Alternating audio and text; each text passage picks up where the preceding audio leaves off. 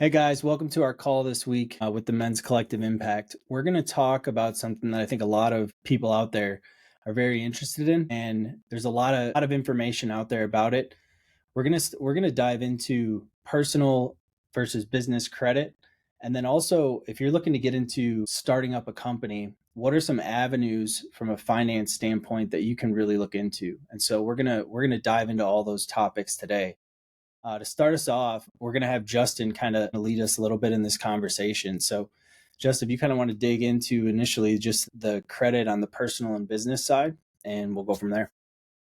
Yeah, I first want to touch on the mindset around this because if you had the choice of using your own money or someone else's money in any situation, you ask it that way, everybody would say I would use other people's money. But in the practical use of that, people think of cash as the money that they have. So people will say, I'm low on cash. I can't start my business. I can't even spend the money on the LLC or the first piece of inventory or the website, right? And the reality is that you're focused on the cash that you should save when really you should be using someone else's money, which is credit. So this is a mindset thing I think we have to start with because that's the bottleneck of people that are stuck in their heads about getting started because none of us have anything when we first get started. So what levers can you pull? Credit. That's the whole point. And the way most people use it is they'll go buy a car and they'll finance it or they'll lease it. That's like the middle class conditioning. But if you went to go borrow 0% interest credit cards to start your business, that's like a mental explosion, even though you're paying interest to drive the car you're driving. So Right. I think it's recentering the mindset around how we use money, how money flows, and just kind of breaking that middle class conditioning that I feel like most of us have when we're getting started in an entrepreneurial thing that most people haven't done from where most of us come from. Well, it's funny. It's funny you bring that up though too, because we'll go spend money on whatever, right? We'll get a credit card and we'll put whatever on it, right? And that's acceptable. But a business venture that's going to potentially make you money is scary, right? It's a huge risk. When the car you're buying is not going to pay you back, right? Unless I don't know, unless you're buying some vintage car that's going to appreciate in value, right? Which is a whole different thing. But I do think that's a massive topic that you're right on, is because we're conditioned to say, okay, well, we have credit cards, we can go buy X, Y, and Z and pay 20% interest, and that's not a problem. But if we're going to do the same thing to then potentially start a venture, that's risky, right? And so I think I think ultimately it's a matter of really trying to, like you said, change people's mindset to that. But I want to dig in specifically to what would you say are some of the ways to really go about that? So say, you're starting your company, right? Getting an LLC. I think we talked about this in another call, which was $100, $150, whatever it is. I mean, you can literally file your LLC, file the paperwork, you get the EIN for free on IRS website. Past that, it's just opening a bank account, right? And now you can function as a business, right? So what would you say are some of the steps that people can take maybe past that Yeah, so this is whether you're going to have a business or not, right? I started doing credit stacking as it's known in the industry way before I even had a business. I was doing it on the personal side. The only real difference between personal credit cards and business credit cards is the personal credit cards report to your credit report. So that utilization number, how much you're using the revolving debt impacts your score. When you get a business credit card, it's still personally guaranteed by you, but it's in the business's name, so it doesn't show up on your credit report. The reason why this is really important is because all these credit cards come with 0% introductory offers. So even if you had nothing, no reason to get the credit, I'll give you a scenario why you should do it anyways. If I can get $100,000 of 0% credit cards on a 12-month term, and I max them out and keep my cash, put the 100 grand in a money market at 3 or 4%. I just got $3 or $4,000 for free just by leveraging the bank's money for 12 months and putting it somewhere it could make money. You don't have to have a business to do that. But what it does is 0% credit costs you nothing. So what you're really buying with that is time. I can live 12 months in the future in terms of my runway and how much money I have. And you have to do this responsibly. You don't want to end up at the 12-month mark with $100,000 of credit card debt that adjusts to 20%. But even if that did happen, you could just balance transfer it at 3, 4, 5%, whatever they charge you, to another 0% 12-month term. And if you look around at taking out a loan, a car loan, a HELOC, a mortgage, you can't get anything underneath 7% right now, even with perfect credit. So I would still rather leverage the 12 months at zero and then pay the fee to balance transfer it for another 12 months. So it's just creative thinking of cost of capital and giving yourself runway. I've used this for every business I've started. Use the bank's money, put myself on a 12-month clock. I've gone $100,000 in debt, not knowing if I could pay it back, to then work my way out of it. But I needed the money, right? It's like $5,000 for an event, or like, how are you going to do it when you don't have cash? Go borrow it and then go make money with that. So it's a very valuable tool that everyone at a high level that's doing anything is using leverage. Nobody became a deca 100 millionaire off of storing cash under the mattress. Yeah. Well, and I think the one thing I'll say too is I think it's important that you do have a plan, right? So I think if you're listening to this right now and you're like, oh, I'm going to go get a $20,000, I'm going to open up a business and get a $20,000 business, credit card, right? You still have to pay that back, right? So making sure that you have a strategy to pay that back in that 12 months, right? And maybe the strategy is to use the 20,000 up till 9 months, and that's when you're going to see revenue. Or it's for specific things that are going to start generating revenue in month 2, 3, or 4.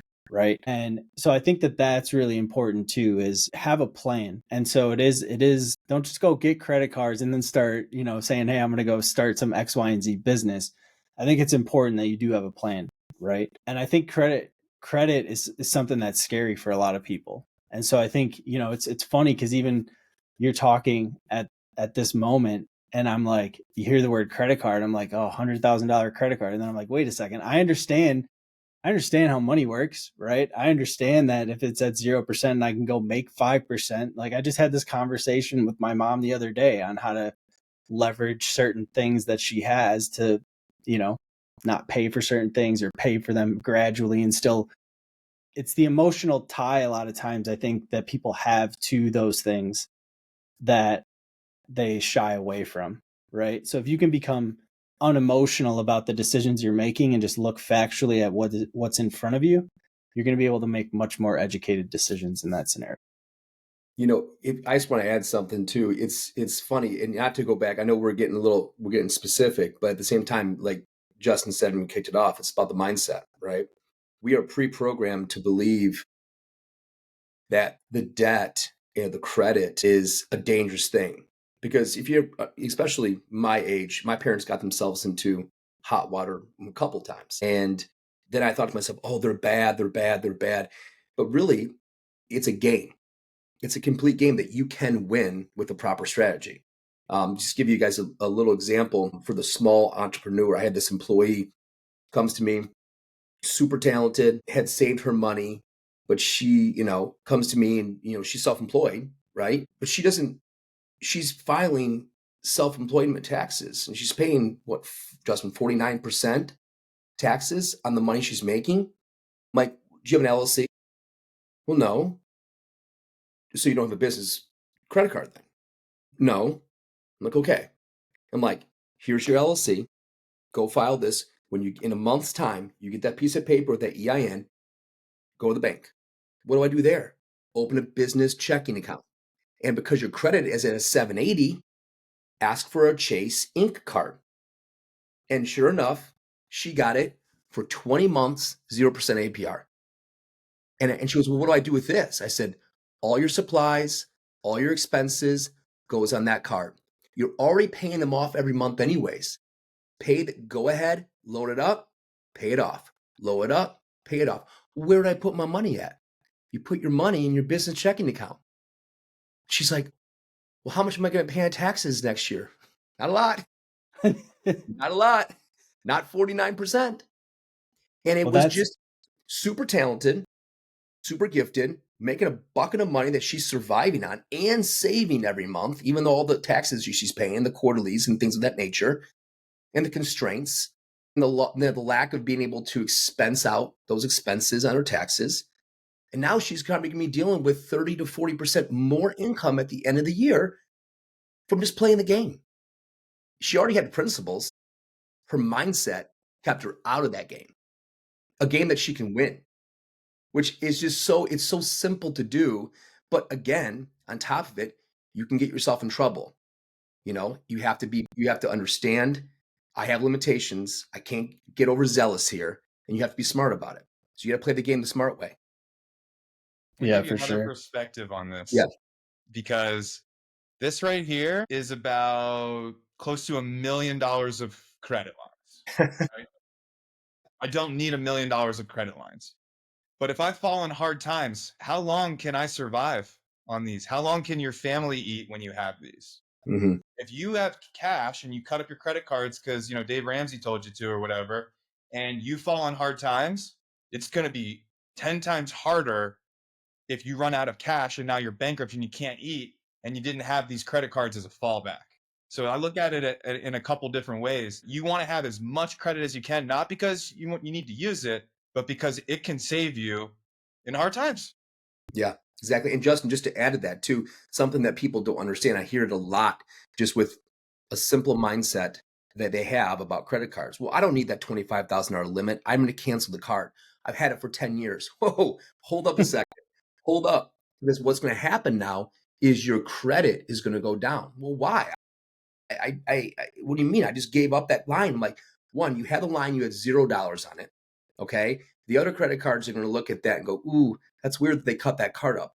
And you have no credit usage. Okay. And you have a long credit history there.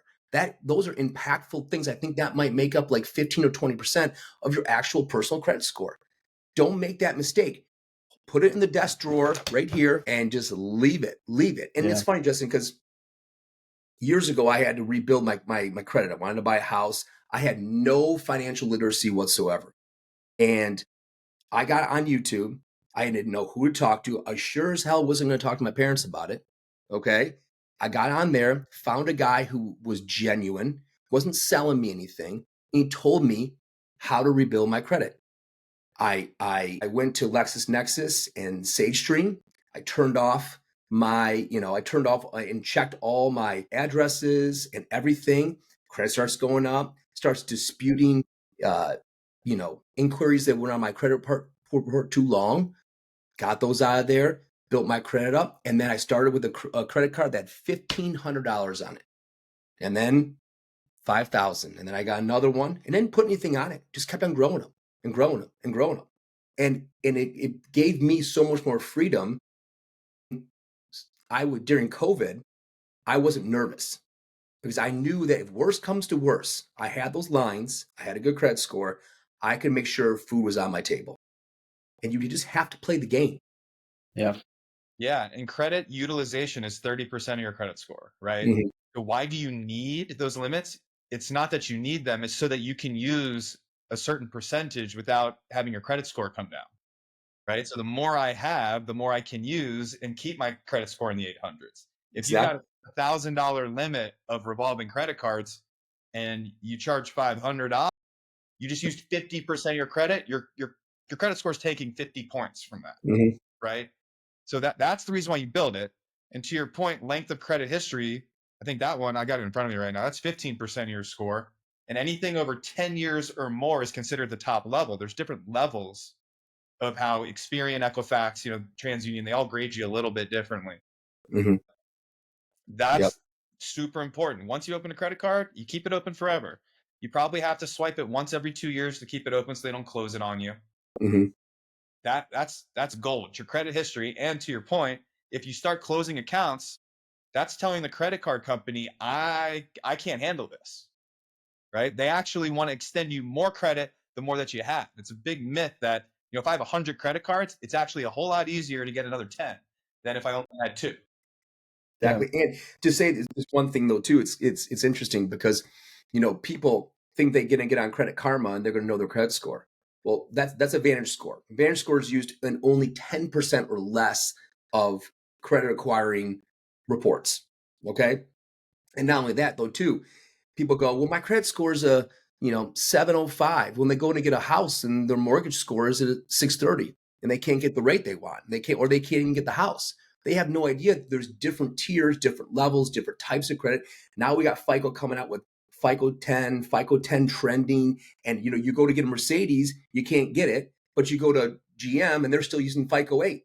You have to understand. And so like different platforms like Experian and TransUnion, the actual FICO score reporting models, they can give you for an upgrade. If you need to figure something out, one-time fee of 25 or 30 bucks will give you all of your credit scores, all the different features. So before you go to look for a car, a specific car, what dealership is using that, you can find out all that information. So you're not having a hard credit pull on your account and not getting what you want, because you know exactly what they're going to pull the minute they actually do it. Here's the biggest hack that I know of to change your credit score. Like, let's say you're a young person, you have no credit history. You're like, my score is in the fives and I can't get any credit because I don't have any history. You're kind of in that stuck situation.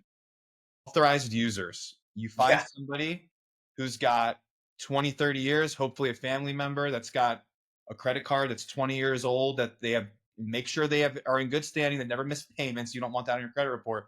But there's a whole authorized user marketplace where you can go buy them. Yeah. And you could take someone that's 18 years old, give them 20 years of credit history, and have them an 850 credit score in 30 days. Mm-hmm. Yep, exactly. And also another little trick too, if you have a willing family member, okay, that has, American Express card they had for 25 years, okay, and great score, great credit limit, all those things, tell them, hey, listen, can I jump on that as an authorized user? Don't send me a card, send it to your house. I won't touch it. Just let me sit on there for 6 months and watch your score just skyrocket. Skyrocket. Yep. And I've helped people that, they're in a bad credit situation because they maxed out their utilization and they're in the low sixes. Go get an authorized user with a big limit, and it just, there's creative ways to get out of bad situations. Like we said, it's a game. And I think you guys are talking too about things that most people don't know, right? Like most of this is not a common knowledge thing at all, for sure. What would you guys say from a standpoint of, say there's somebody out there that has kids, right? What are some of the strategies and things that you can utilize potentially to help your kids out, that, say they're 7, 8, 9, 10, 11 years old, right? I'm sure there's some laws and things around this that are out there, but what are some of the things that people can potentially do for their kids, so by the time that they do turn 18 or 20 years old, whatever that is, they're kind of set up from a credit standpoint? I think the only thing you can really do before they're 18 is make them authorized users. I could be wrong. I think you can. I think there's certain cards that they have to be 18, but there are some other ones like a Credit Ones, some Capital One models will allow that as well. If as a parent, if you are blessed with solid income and you know the real estate game a little bit too, you can put a house in their name. And that's, granted, that's a smaller group of people, but that is a way you can do it. And I've known people who have put a house in their kid's name from birth, and they're on the title. And by that time the kid's 18, let's say the parent uses it as a rental property, bought the house for 35K, 40K, smaller little house grows, they pay the mortgage off with the rental. And by the time that kid's 18, that kid's got a $220,000 home, full equity, $220,000. Now that kid has aspirations to start a business. That kid has aspirations to go to a high-level medical school someday. You could sell that house, and that could be that seed for that child, or for their business, for their entire life. Or even borrow off of it. Borrow Right? off too. Keep it, pull a home equity line of credit. Rental that's it's cash flowing you. Yeah, that's a nice strategy to be able to do that as well. But I think one of the best thing to do is to teach your kid about finances. They're not getting in school. How many times have we heard teachers say for years, I wish we would have taught credit and financing in schools? They're not doing it. There's no plan on the docket to, but it needs to be done. I mean, for myself, like I told you guys, I had no financial literacy whatsoever. I still make mistakes, but I know so much more than I ever did. But I sought out the education because my back was completely against the wall. I said, okay, this isn't impossible. People do this every day. And I just took 100 hours and watched this guy. His name was Win Nam. He was great. He was awesome. He was on YouTube. He had hundreds of followers. And he was so, he reached out to me, he emailed me, he called me. He was fantastic. And luckily, I got to the point when he was just starting his career on YouTube with it. So he was had more time to be able to talk to people like myself. But that saved my ass. I mean, and so educating myself. So if anything, if you don't have the money to buy a house, or you, let's say you're as a parent, you have the misfortunes, but you're trying to build your credit so you can't put them on as authorized user, teach them the ways of either your success stories or your mistakes and how to come out. Because no one sat down with me and told me, hey, listen, this is how credit looks like. This is FICO. This is Vantage. This is this. This is that. This is how you look for a car. This is what you need to do. This is interest rates. Like, no one told me that. I had to find it myself. So as a parent, if you could do that earlier on for them, I think the sky's the limit for your child. Yeah. When they get their first car when they're 16, be the co-signer so they can be on the loan, things like that. Yep, absolutely. Well, and I think too, it goes back to, we live in an age now where, like you said, YouTube, right? There's so much information out there about all of these specific topics. And I think, as the men's collective grows, we're going to have people that are in these specific areas that are going to be able to give that direct knowledge to the people in our community, right? But I think it's just important. I think there's really no excuse anymore to not know something when it comes, because of the ability of the internet and the amount of information that's out there, TikTok, YouTube, all that sort of stuff. So I think that's a big part. And I think instilling those certain values or those certain things in kids when they are younger and teaching them, I think taking the emotion out of money is a very difficult thing for a lot of people. And I think ultimately at the end of the day, if you understand how credit works, how debt works, how interest rates work, if you understand those things, you're going to be able to make a decision that's not emotional, and it's going to be from a factual standpoint. And then you're going to feel a lot better about that decision as well too, because it's not emotional, right? I think we've all made emotional money decisions, and they typically don't end up very well, right? So like that's just how it goes though. But those are opportunities to learn. So I think if you're able to take the emotions out of it, you're going to give yourself a much better chance of success, because you're going to have a laid out plan. You're going to have a plan of attack where you feel confident in it, and that just comes from knowledge, for sure. Yeah, absolutely. Yeah, you just hit on one of my biggest mistakes I was talking about earlier today. Like real estate's gone crazy. I bought a condo in 2014. It was my first property that I lived in that I owned, and it became an investment property. Then you buy the next one, and I wanted to buy a car that had been on my goal list forever. And I was like, all right, you know what? I'm going to sell this house and buy this R8. And that I sold that in, I don't know, 2017, probably 2018, bought the dream car, only kept it for a couple months. Horrible decision.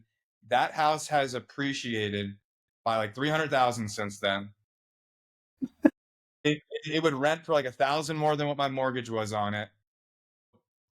Between the compounding of the appreciation, the pay down in the mortgage, and the cash flow, and what I lost on the car, it's around a $400,000 mistake, right? Or learning experience that once you buy an asset, you keep it forever. And if you do need cash, you borrow against it, because debt is never taxed. Right.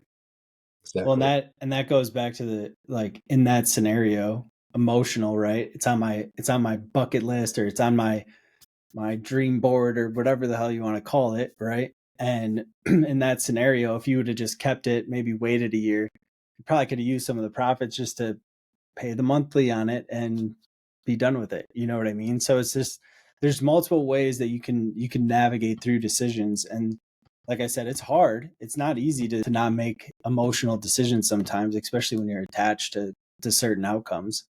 But I think the more that you can make less emotional decisions and more factual decisions based on information, you're going to avoid those situations.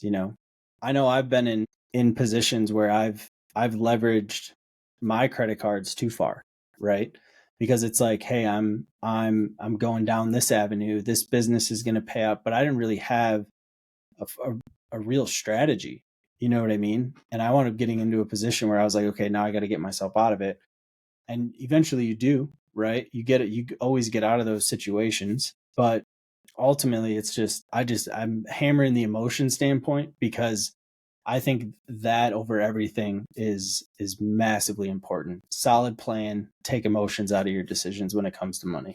Yeah. And Drew, I'm sorry, Justin, go ahead. Yeah, just real quick. I mean, it's back to the mindset thing, right? It's like people will go $100,000-$200,000 in debt for an education to go to college, lose 50 grand on your first business. That's you're gonna get more real world value Right. education. Go into debt. Like I say this stuff now. I didn't used to talk like this because now I see it completely differently because I eventually took those risks that were completely against like what you learn in society. Some of them paid off, some of them didn't. But what you learn by going through that sets you up for what eventually will work in the end. Yeah. And I just want, it's kind of the same similar thing I want to talk about too. Like it is a mindset. And so for small business owners, right? I mean, you have sales that are up, you have sales that are down. Say you have a small mom and pop shop and you're using Square or Clover or PayPal or whatever your POS is, you know, you're getting low a little bit. You get that offer that coming through basically like MCA, right? And you're like, oh, this is great. I can get 30K, takes 20% of my sales. It'll float me. I'll be great. That money hits the account in one day. They make it so easy to get that money. You get money comes in your account, you feel good for a couple days, and then let's say you have a great week of sales, and you look at your bank statement, you're thinking, that really is a full 20%. But then they don't tell you also too, to rapid deposits, another 2.5%. And then, your fees on top of that, it's another 2.5, 3%. So now you're looking at, almost 30% is taken out. And you're thinking, if you didn't game plan it and you didn't have a strategy for that money, if all you're doing is having that money sit there, and on top of that, not only you have principal and interest, but you have a fee. And that's about almost 9, 10 grand.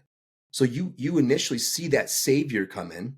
You're like, oh, this is it. This is gonna save me. And at the end of it, there is not a situation where that works unless you take that money and you make more money off it. And in more cases than not, most business owners are looking for a float. By the time that is getting paid down and they're offering you another loan at 80 or 70% paid down, you're going to take that loan again. So you're constantly in this negative feedback loop because you're not taking that money and making more money with it. Are you talking about cash advances? Cash advances, yeah, they are decimating small businesses and they make it so easy for you to get. And if you don't have a game plan to do with that cash, you can really be hurt, really be hurt.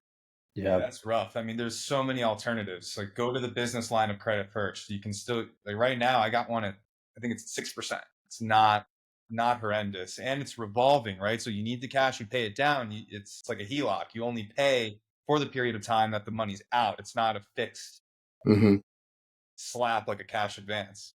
Yeah. But for these small business owners though, Justin, they're just good at their craft. A lot of them aren't financially savvy. So they see the savior coming in and in one day that money's in their account they don't check your credit. They don't do anything. They just look at your sales. And so for you, it's like, man, this is a great lifeline. Heck yeah, this is great. And after that first week, it's not so great. And take it from a guy who's done it numerous times. I've constantly had to find a way to navigate, pull a line of credit from something to pay that off because I'm losing 8 grand a month here. I could be losing 3 grand a month with that line of credit. Right. And so I'm constantly playing the jigsaw puzzle and you have to take that money and use it for something good. If you don't, just put your nose to the grind and do what you do best. That's a great point that we're not really talking about is offense fixes all problems. That's exactly. I was gonna jump like if you're a business owner, sales will alleviate a lot of problems that you're having. right? And so if you're in that position where you're using something like Jared said, like that cash advance or whatever it may be, you better have a way to pay that off. And a lot of times with small businesses, any business is sales revenue, right? So like if your revenue is not going to be able to outperform the cash advance that you're getting, it's going to wind up putting you deeper into a deeper hole. And so I think it goes back again. Are you making an emotional decision, or do you have an actual executable plan on how that's going to happen? At least 90%. Nothing's ever guaranteed, right? And anybody that's in business knows like there's risk to everything you do, right? But are you taking a calculated risk as opposed to an emotional decision to say, this is going to save me at this moment, instead of saying, here's one option. Is there any other options out there for me that are going to be better suited for what I'm looking for, right? Can I get a business line of credit? Can I get a loan? Can I apply for a business credit card at 0% for 20 months? Right. So there's a lot of times people I think make those decisions because they're so stressed out. And as we know, like when you're stressed out, you're not thinking creatively, right? You're in a state of emotion, stress. And so I think it goes back to you got to get yourself out of that and look at it from a very practical standpoint. Yeah. It's like we said before, it's a game. I've said it a few times in this call. The people that are offering those loans, it's a game for them too. And Yeah. they play it very well. That's their main job. And again, let's harken back to the main job. Before I would take anything, if I could tell my younger self, Jared, before you take that line, that cash advance, what can you improve in your business to generate sales? Can you get 3 or 4 more new clients? Could you potentially do that? Add an extra $800 a week with no interest paying, no percentage off your sales. And more often than not, if we're in a client driven business, what happens when you get 1 or 2 more clients? You're surely going to get 3 or 4 more when word of mouth. And I would focus on my business before I even think about going that route. Unless you have a thing where you say, I can take that 30 and make 100 on it. But that involves the game plan of your business. That's the key to everything. And like Justin said, a great offense is going to win the game, right? That's what's Big going to happen. time. Yeah. Yeah, these in real estate, right? We call it underwriting. I mean, these private lending and institutional lenders that's their entire job is underwriting. That's why they win the game, right? So if we know that, let's flip the script and say, okay, no matter what my business is, am I underwriting in my business? Do these margins pencil when I stack the COGS, the cost of goods, the debt service, all these things? Does my business pencil? Like, do that analysis before you make any decisions. Well, and that's exactly what Jared was saying too, right? You see the 20%, right? And then you start doing the numbers based off of that. Well, how much more product do you have to sell? What's your profit margin on those products to not only cover that 20%, but then also all the additional fees, right? Because a lot of times those fees, it may be a X% up front and then a smaller interest long term. But you start actually putting those numbers together, it winds up being a 40, 50% that loan that you're actually taking on that money, right? So that's the other thing too, that's the other thing I would say for people to be very cognizant of, right? Is you get these companies out there and they'll say, oh, we can do a personal loan for you, right? And all they're doing is typically you can go to a credit union, a bank, whatever. They have certain limits on what they can give from a personal standpoint. Obviously, depending on how much money you have in the bank, things like that. But we're talking probably about people that don't have the ability to get more than $25,000, $30,000 typically. And a lot of times they're going to say, oh yeah, well, we can get you 80, we can get you 100. And all they do is they have you apply and then they send it out to 10 different institutions. Well, this institution will give you 15 at this percent, 20, whatever. They come back to you and then they'll take 10% up front, right? So you get 100,000, 10's right out the door right away. And now you're paying 12% on that, 15% on that money. Well, if you look at the actual loan over the course of the loan, right, the term of the loan, you're going to wind up paying 30, 40, 50% depending on how much you're actually paying back. And so that's the other thing where a lot of people get into is like, oh, well, I can take that 80, 90 grand. Well, you just lost 10 grand right up front that you can't utilize, right? So now you're already in the hole to start. And a lot of times people are using those for their lifelines. And now it's on their personal credit, not their business, which is even more detrimental, right? But a lot of times people see, oh, 10% up front, great. And then I'm paying, 10% over the life of the loan. Well, if you're actually putting the numbers down correctly, you're paying 30, 40% on that loan, right? So I don't have the exact numbers in front of me, but I've done them. And that's what it comes out to be. It's really important that you understand when somebody is offering you a loan and then taking a percentage right off front, right? It's increasing how much that money costs to you, right? Big time. So especially if it's a 10 or 15% up front, just be wary, I guess is what I'm saying. And like Jared said, people are really good at this. That's their job, right? And it's not, some people can utilize it. You got a plan to do it, great, go ahead. But just understand the numbers and what that cost of that money actually is. Yeah, absolutely. Amortization. That's another one. Yeah. Yep. Let's take a 3% fixed 30-year mortgage. What's the actual percentage you pay over that 30 years? I think it's around 362% because of the amortization schedule built into the loan. So that these are things you need to know. Like if you're gonna move in a couple years, you probably shouldn't buy the house because you're almost all interest in that first part of the loan. Right. Yeah. And also too, little trick. Little side trick. I found doing biweekly payments on your mortgage. That's the way to go. I mean, if you have a 30-year mortgage, I think it knocked my mortgage. I'm paying for it for 22 months. I'm sorry, 22 years. Yeah. 30 month, 22 years. I saved 8 years of payments from just going bi-weekly. I mean, think about that for a second. It's the same as if you just make one extra principal payment per year, you pay it off 7 years earlier. Yeah. But the reality is what you should do is just pay as much principal as you can in that first year. Like that's where you're getting just killed. And then you get that to 50% LTV. Now you're actually paying your interest rate. Wow. That's crazy. You pay off half of your 30-year mortgage before you're actually paying that interest rate they advertise to you. Yeah. Which is this is a whole nother argument that I think is really important to me because I think people will invest in the S&P 500 to make an annual 10%, but they own their home and they think they're paying 3, 4, 5%, but they're actually, paying more than what the invested money. So I really believe that paying down your mortgage is more important than putting money in your 401k, unless you're getting a crazy match. Wow. That's a good point. But see, you guys, everyone out there like listening to us right now talk about this. It's like we're kind of going off all these different directions. But this is a game. This is a game, and you owe it to yourself to not only play the game, but get good at playing the game. Get your reps in, get your understanding of the plays and the calls and what the other team's going to do to you, and learn it because that's how you're going to get ahead. Very much so.